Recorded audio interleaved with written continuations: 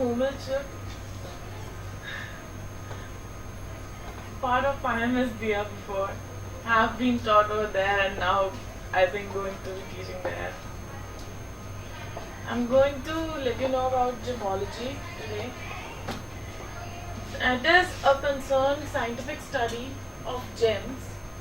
It is basically evolved from mineralogy first, as gems are made by the minerals in the basic form, and after that then there comes a particular stones with some shine and everything. So their occurrence belongs to the minerals and properties and identifications.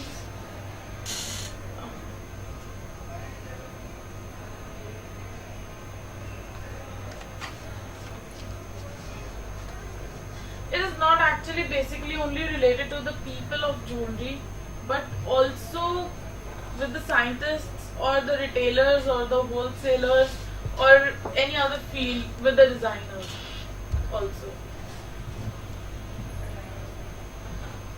We have some history with it. Previously, people knew jewelry and did not know jewelry as like very much, but with the stones and with the other things, they thought that the brighter, shinier objects have been known as like tears of God from heaven, and then they came to know about it as there were also astrologers. Those thought that these are the parts of the universal meteors or something like that, but they actually what they started doing is they created the whole planet system with those gemstones and considered one gemstone with each and every planet. People also did this that they started putting their stones and everything on their body. They started using it as an adornment with the shells and the other gemstones.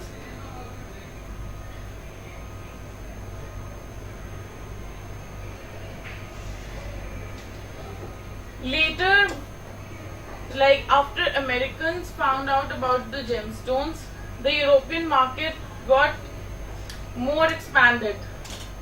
Their gemstones and everything started exploring around, and when people got to know about it, they started asking for more of them, as it was very appealing to them with the cuts and with the different kinds of shapes. There was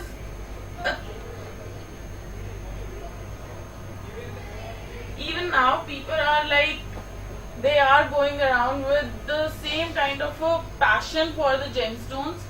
They are asking for it, but there is still the rarity and scarcity which are not available through it. There are 9 important gemstones: diamond, ruby, yellow sapphire, blue sapphire, emerald, hessonite garnet, chrysoberyl cat's eye. Each of these have their own name in the Hindu mythology also. Hira, Panna, Manik, Pukhraj, Gomed, and there is a specification of which gemstones should be worn in which finger. We have gemstones with the best color and planet. What would be the best color if you are buying that gemstone to wear, to be as a wearable? We have diamond as a colorless and its planet is Venus. Ruby should be in the pigeon blood color and its planet is Sun. Emerald is velvety green with Mercury. Blue sapphire with cornflower blue, Saturn. Yellow sapphire with yellow, Jupiter. Pearl, white, Moon. Coral, oxblood color with Mars planet. Orangish brown should be the color for hessonite garnet with the planet for Rahu. Cat's eye is yellowish green for the planet of Ketu. Here are the color specifications. Diamond, as you can see, is colorless. Ruby, pigeon blood. Yellow sapphire with yellow. Blue sapphire with cornflower blue. Emerald with velvety green. Pearl. Chrysoberyl cat's eye with yellowish green color. Garnet with orangish red and coral. Effect of gemstones on human life. All the planets and their individual signs and colors has been affecting, as all we know. So different gemstones represent different planets.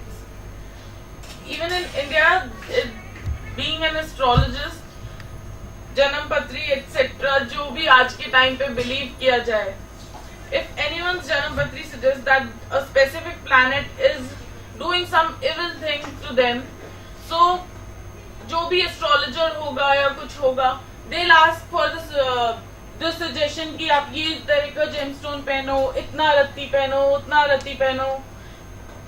It's so that evil thing can go from their kundli or janam patri, or so that planet stop doing evil things to them.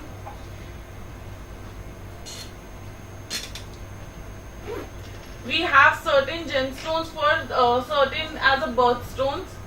Like if a person is born in the certain kind of a month, so the certain gemstones are available to them. We have garnet for January, amethyst for February, aquamarine for March, diamond for April, emerald for May, pearl for June, July, ruby, peridot for August, September for sapphire, opal October, topaz November, and turquoise for December.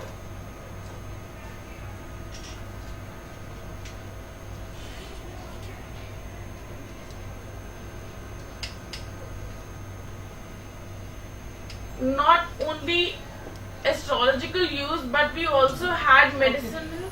Komal, alright. Why do you think it is necessary for a student of design to understand gemology? Because gems are used in every piece of jewelry nowadays. Not only those 9 gemstones, but there are other gemstones which are used in the piece of jewelry. So if any customer comes to them that we want this kind of a jewelry and somebody has referred me this, so is this correct or not, they should know about it. That is all. As a teacher, you would not be teaching them about the cut, the weight, everything. Everything. I would be teaching them everything, that this kind of a gemstone is used for this purpose. You should be going for this kind of. Also, they have to know that even if they are selling or purchasing it, they should be known that this color is the best, this cut is the best, and this has been done with this way. Whether it is a simulant treated or it is the original one, they have to be known. There are things. There are some gems which are called as the artificial gems. What are those? What is the difference? How can a person identify? Like, okay, I'll give you the example. If you will go for a pearl, you can identify it by, you keep a safety pin with yourself, scratch it. Like for a gold, what you do, you start rubbing it with the other thing. If it gets rubbed, it's okay, but the gold doesn't lose its shine, right? So the same way, pearl is like, if you scratch it with the pin, if it gives the, what do you say, थोड़ा सा भी उसका चूना निकल के आता है बाहर, so it is original. Otherwise, it can be a plastic. But it there may are not other be a ways pearl. also. But there are other ways. I mean, being a person from the field, a specialist, how would you identify? I mean, that's for common people like us. If you would take a safety pin and... There are certain gemstones which you cannot identify with the naked eye, right? You have to go through a microscopic vision or something through which you can actually look. Otherwise, just by looking at the naked eye, there are hundreds and thousands of varieties. Like you will get the same thing with a piece of 10 and with the rupees of 100. So basically there are only 4 things: cut, quality, color, And clarity. Clarity. Right? So if you are going with the 4 C's, that is the only thing which you can do with the naked eye. For other things, whether it is being treated or it is a simulant, or if you want to check its chemical what do you call structure, for that you have to go for the microscopic, or you have to send it to the lab. Apart from gemology, what all can you teach the students? I can teach them design and development, Okay. and also I can teach them like everything in jewelry, costume jewelry. I can teach. I am already doing it with some people at my place. I'm teaching them how to use those beads, how to use their strands, Okay. so that they can make out their living. I'm teaching it to the women, and I'm also providing them a place where they can sell it easily. And apart from that, Kundan, Meenakari, will you be able to teach them the inlays? Everything. You'll be able to? Yes.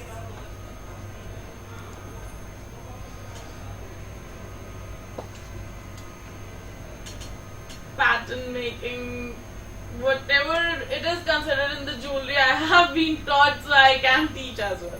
No, but there are so many things that we are being taught in life, but how many of us can actually Obviously, implement? I will do my best with them, and I will try to teach them some more, whatever I know. Thank you so much. Welcome, ma'am.